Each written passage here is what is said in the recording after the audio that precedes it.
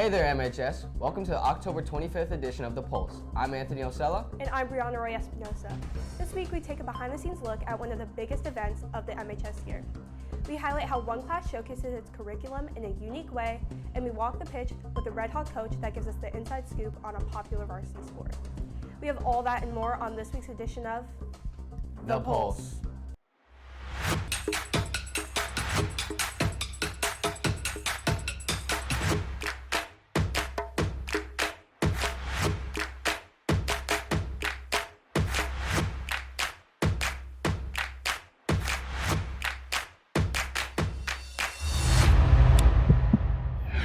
There are a wide variety of classes offered here at MHS, but only a select few are required courses to take for graduation. Ada Malesko takes us to the history hallway to showcase the importance of one of these compulsory credits and how it's allowing its students to learn creatively.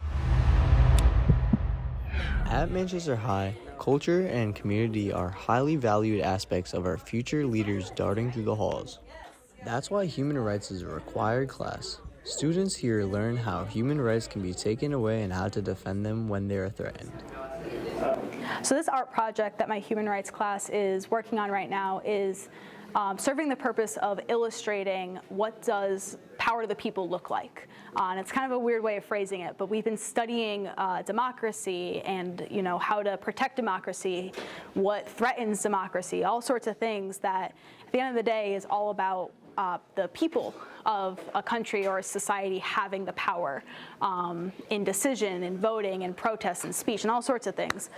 So this art project is supposed to illustrate that, gives them a way of showing what they've learned in a creative manner. So some kids are creating, recipes for a government that protects human rights. Some of them are creating infographics and visuals that show what power the people looks like, all sorts of options. But yeah, I just really like art, so we gotta have an art project. 6 languages are spoken between students, meaning each project carries a unique perspective as each student's culture comes into play.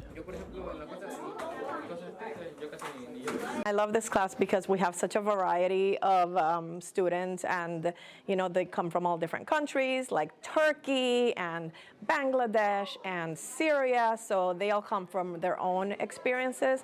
So they all put all of that into what they do.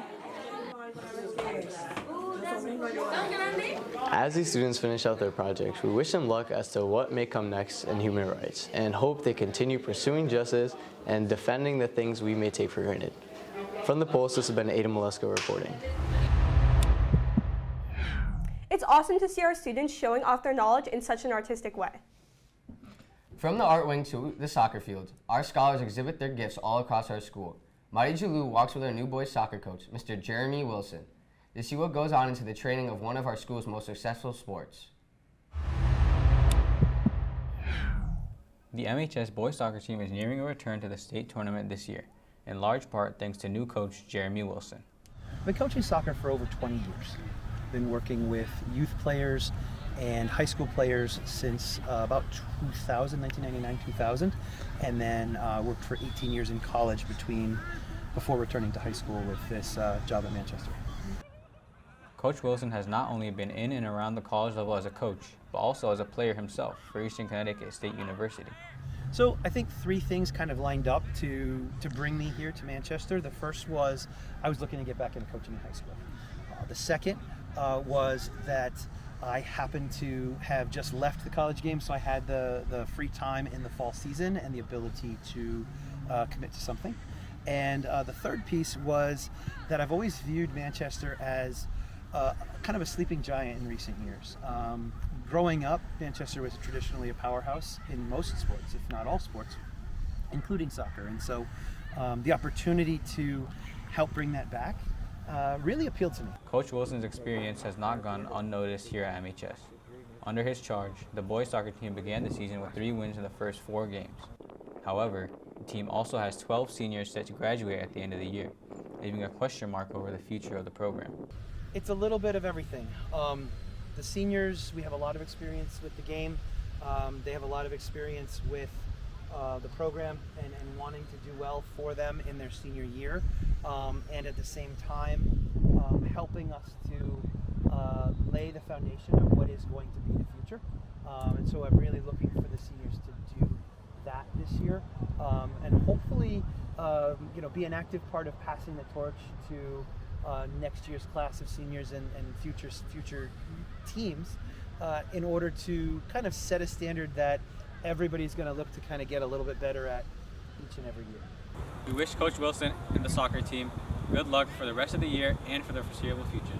From the Pulse, this has been Madison.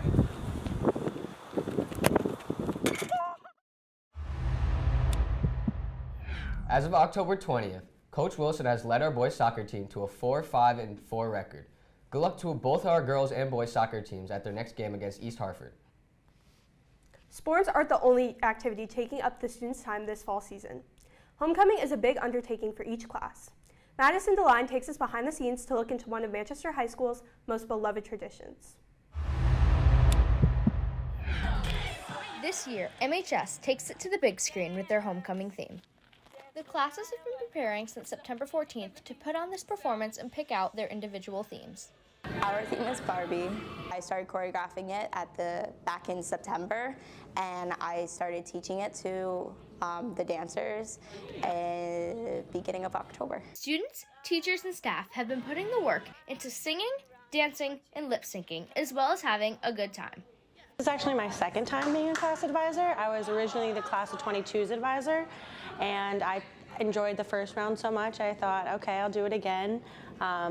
So the kids I'm working with are really great. They're very dedicated, very passionate about, homecoming. And Miss Sweeterect gives us an inside look on how much work really goes into this performance every year. So realistically, we've been preparing, this is gonna sound crazy, but probably since this time last year. We did really, really good job last year, and we knew that we could do even better this year. The ability for staff and students to overcome setbacks and put in all of their time, energy, and effort into completing their routines is what really makes this parade come alive. Our teacher wasn't hired until a week after, like we were supposed to have our teacher hired. So we started a week late, so we've just kind of been rushing to get everything done. The commitment from all of the participants, whether that is by performing in the dance, choreographing, or painting a set, is what turns this theme into a reality. It's so amazing, and I don't have to do nothing before practice. I have like a good half an hour before practice starts, so. I just like the community feel from the class. It's one of the times that we're all together and we can all be with each other and have our moment as a class. So I just like being with my peers. I think we're gonna win. I think we got robbed last year and we're coming back with a vengeance. So it's gonna be 2024 on top. We want to congratulate the class of 2024 on their overall victory and thank everybody who has contributed to the parade's performance. You all did an amazing job and we could not be more appreciative of all of your hard work. From the Pulse, this has been Madison Deline reporting. Students and teachers have put in countless hours to prepare for homecoming and putting it all on display for an audience. If that story gave you the motivation to want to get involved next year, contact your class advisor. Homecoming isn't the only festivity that comes with the month of October. Shah Dah takes us down to Main Street to see how our littlest townies are dressing for the spookiest of holidays. Hey MHS, I'm Shah here. Today I'm going to be heading to Main Street asking the trick-or-treaters what they're dressed up as.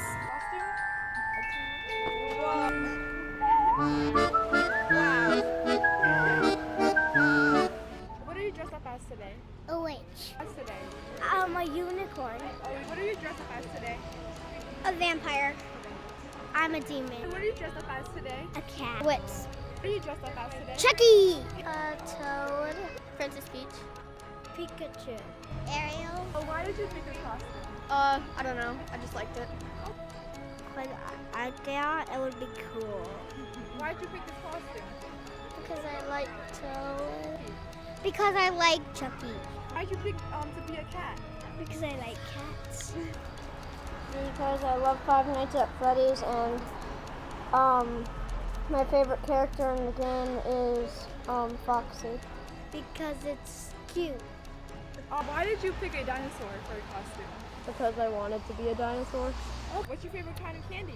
Milky Way. Are you hoping to get a lot of that today? Okay. I like Kit Kat.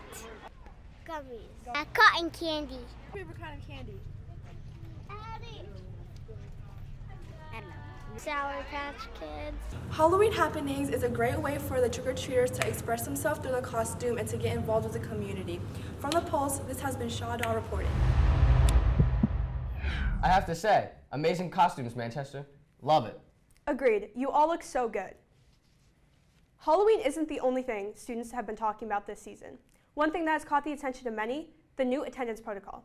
Ishmael Johnson now teaches us the importance of swiping in each morning and the reason behind this advanced sign-in system.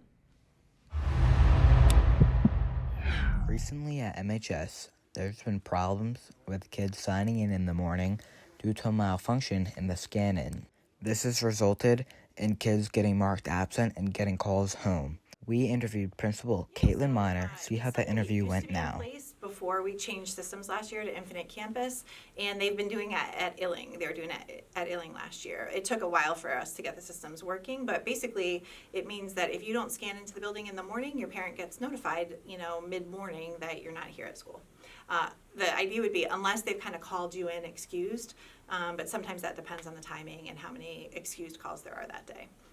We asked students who have had this problem how it affected them. I scanned into the school, but they called my mom still and said I wasn't in school. I had to talk to the main office and my teachers. This one time I scanned to the school, and I remember scanning to the school because I was talking to my best friend, and and they had emailed, called my mom and everything, and I got in mad trouble when I got home because mom thought I was skipping school, but the scanning didn't work. Next, we interviewed a teacher asking her how it affected her class. There was a day a few weeks ago where all the kids who were marked present for one of my classes got phone calls home as being absent.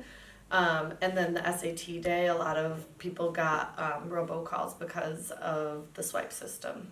I don't think that they got in trouble because a lot of them came to check with me, and I just confirmed with the behavior techs that they were actually in class. Make sure that when you swipe into the building in the morning, you see that little green ring and you hear the ding sound to ensure that you did everything right. And if you have to use the keypad instead because you don't have your ID, make sure you don't hear this sound. Because if you hear that sound, that means you did something wrong and you are not correctly swiped into the building. And from the Post, this has been Ishmael Johnson. Signing in at MHS allows for accountability for each student and a way for administration to know where students are during an emergency situation. Well, Manchester, those are all the stories we have for you this week. Make sure to follow our Instagram, MHS_television, and check out our website, mhstelevision.com. I'm Brianna Roy Espinosa. And I'm Anthony Osella. This has been The Pulse.